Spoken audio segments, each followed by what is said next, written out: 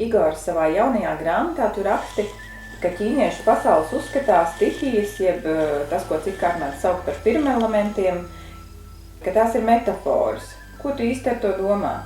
Metafāras nozīmē, ka, ja mēs runājam par koku, metālu un tā tālāk, tas nenozīmē, ka cilvēkam organismā tiešām aknās ir kaut kāds koka gabals vai plaušās dzels un tā tālāk.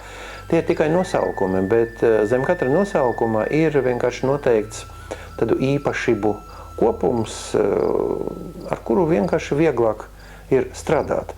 Bet to pašu enerģiju, kas būtu vajadzīga, var arī paņemt no apkārtējas vidas. Piemēram, koka spēku no īstiem kokiem var paņemt. Un vingrojot ar metāliskam, piemēram, hantelēm, var uzlādēt savu metālu, plaušas, ādu un tā tālāk. Tāpēc neuztveriet to tiešām tā būtiski. Vai cilvēks pats var diagnosticēt, kuras enerģijas viņam trūkst, kuras varbūt ir par daudz, vai tomēr jānāk pie speciālista? Speciālists, protams, labāk to izdarīs. Es domāju, speciālists, kas orientējas austrumu medicīnā. Bet arī pats, izlasot grāmatu, var sev mēģināt vismaz aptuveni noteikt. Piemēram, koka enerģijas trūkums ir, kad cilvēks ir tāds mazkustīgs, spēka maz un tā kā negribas nekur iet, nevar sasniegt mērķi, vai uguns enerģijas trūkums, trūkst mīlestības, trūkst patīkamu emociju. Vai kad pat daudz, tad ir pārāk emocionāls un veģetatīva sistēma, nervu sistēma iet, kā saka, pa gaisu. Zemes stihijas trūkums ir bailes no nākotnes, bail ieskatīties nākotnē. Reizēm ir tā, kā dominē pagātne, pie tām ne tās labākas domas no pagātnes. Metāla stihijas trūkums ir nenoteiktība, ka nevar noformulēt mērķi, nevar noformulēt īsti problēmu vai ko gribas darīt. Ūdens stihijas trūkums arī bieži izpaužās, piemēram, kā slikti kauli, slikti zobi, slikti ar dzirdi un bailes no skaņām, bailes no vispār, nezinu no kā, ejot pa ielu, redz krūmu un liekas, ka tur ir vilks. Nāk tuvāk, ka tur nemaz nav vilks, tur ir vienkārši vecās lupātas kaut kādas. Bet sīkāk, protams, labāk izlasīt grāmatu un paskatīties. Vai tev ir kādi novērojumi par to, kuras enerģijas Latvijas iedzīvotājiem trūkst visvairāk? Viennozīmīgi tā grūti teikt, bet visdrīzāk ir tā, ka kopumā, teiksim, trūkst mums metāla stihijas. Metāls ir noteiktība, precizitāte. Tā kā bruņas, tā kā aizsardzība, bet arī tā konkrētība. Šeit ir mans, tur ir tavs, robežas sajūta. Tas man jādara, tas man nav jādara. Un šeit es esmu atbildīgs, un šeit es vairs neesmu atbildīgs. Un viss sakārtots pa plauktiņiem. Un var teikt jā, var teikt nē. Cik bieži mēs nevaram teikt nē. Mēs izvairāmies no komunikācijas, mēs pazūdam, nerakstam, nezvanām, vienkārši es nepiedālos, tā nevajadzētu. Un līdz ar to tas metāla trūkums. Bet vairākiem cilvēkiem, ja trūkst metāla, tad tas otras enerģijas, kuru metāls tā kā kontrolē, tagad ir tas pārpāliekums. Un reizēm tā koka ir par daudz, un kad par daudz koka cilvēks kļūst dusmīgs un agresīvs. Un tā agresija reizēm ir vērsta gan pret citiem, gan pret sevi, un sākas veģetatīvas nervu sistēmas problēmas un tā tālāk. Bet to visu var labot. Sākot ar sevi, un ja mēs katrs sevi labosim, tad mūsu enerģija, ko mēs izstarojam, ko jūs brīnišķīgi jau labi zināt no grāmatas Dzīvības spēks, tā enerģija uzlabos arī apkārtējo vidi, un tiešām būs labāk. Grāmatā tu raksti arī par to, ka katrai stihijai atbilst noteikti krāsa. Varbūt tu vari pastāstīt mazliet vairāk, kā ar krāsu strādāt. Teiksim, cilvēkam ir par daudz šī metāla, ko tu pieminēji. Ja par daudz šī metāla, tad ir jāizmanto krāsa ugunīgā, sarkanā. Un tiešām mazliet var palīdzēt arī apģērbs. Piemēram, valkāt vairāk rozā vai sarkanus apģērbus. Bet vēl ir krāsu meditācijas, kas arī ir aprakstītas sīki. grāmatā, vienkārši iedomāties noteiktu krāsu, kur tu ieelpo, piemēram, tajā organā, kur enerģijas trūkst vai par daudz. Katrai stihijai sava, un tas tiešām ir samērā vienkārši izpildāms. Un tikai jāpraktizē.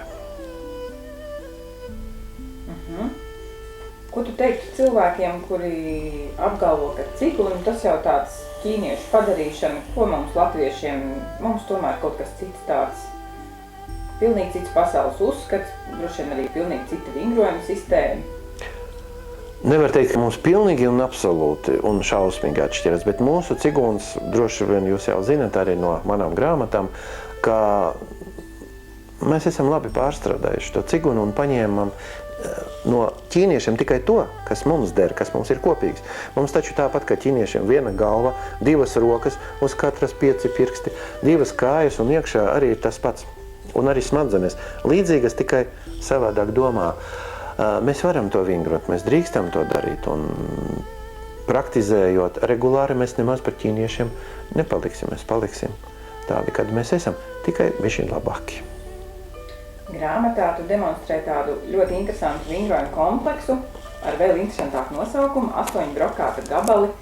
Un, tas viss ir šeit. No malas jāsaka izskatās diezgan vienkārši, bet kas ir tas, kas liek tam piedēvēt teju vai brīnumainas īpašības? Regulāra prakse. Viss ģeniālais ir vienkāršs. Un nemaz nav obligāti jābūt kaut kādai super saliktai kustībai, ko neviens normāls cilvēks nevar izpildīt, kā es lieku aiz ausīm vai vēl kaut ko. Nē, viss ļoti vienkārši, bet precīzi un pareizi. Un regulāra prakse, kur mēs izmantojam visas tas 3 ciguna dārgumus. Pareizi domāt, pareizi elpot, pareizi kustēties. Un tas viss tiešām dod ārkārtīgi labu rezultātu, jo katram vingrinājumam ir sava tā izmantošanas sfēra, tā var teikt. Jā, pirmais brokāta gabals stiprina imunitāti, mugurkaulu un uzlabo arī gremošanas orgānu darbību. Arī izvēdina plaušas. Otrais vingrinājums ir vairāk akcentēt uz plaušām. Tātad, ja cilvēkiem ir bronhiāla astma vai bronhīts vai kaut kas noteikti jāvingro, arī resnai zarnai der un ādai, tātad skaistumam. Trešais brokāta gabals ir ļoti labs gremošanas organiem, aizkuņģa dziedzerim, tātad, ja nu diabets, tad noteikti jāpraktizē. Un domāšanai, jo zemes stihija, kuru stiprina šis vingrinājums, ietekmē arī domāšanas procesus. Ceturtais brokāta gabals stiprina galvas smadzenes, mugursmadzenes un centrālu nervu sistēmu, arī veģetatīvu nervu sistēmu. Tagad ir tik daudz problēmu ar to veģetatīvu sistēmu, lūk, jāpraktizē. Piektais regulē sirdi un asinsvadu sistēmu, tātad normalizē asinsspiedienu, arī paaugstinātu temperatūru un varbūt paaugstinātu kaut kādu domāšanas aktivitāti, kad domas traucē dzīvot un aizmigt. Sestais stiprina nieres, nieres mums ko dara? Nieres mums stiprina kaulus, zobus, ausis un dzimumorgānus. Līdz ar to tam visam sistēmam sestais vingrinājums der.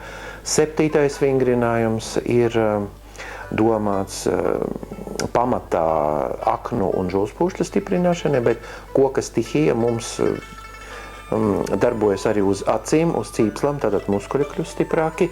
Un tiešām, ja cilvēks ir pārāk dusmīgs, tad viņam palīdzēs arī šis vingrinājums. Un astotais, kas saucās izpurināt visas slimības, to vien arī dara, kā palīdz atbrīvoties no nevajadzīgiem simptomiem.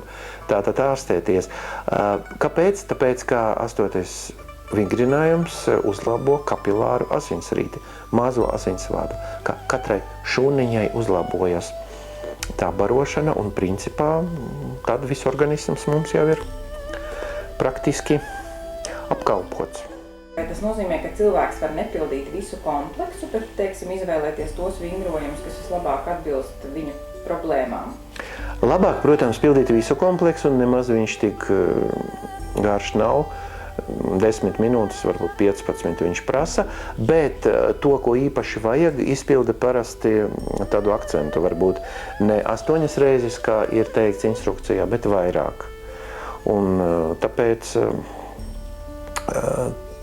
tādā veidā tiešām var savu veselību diezgan manāmi uzlabot.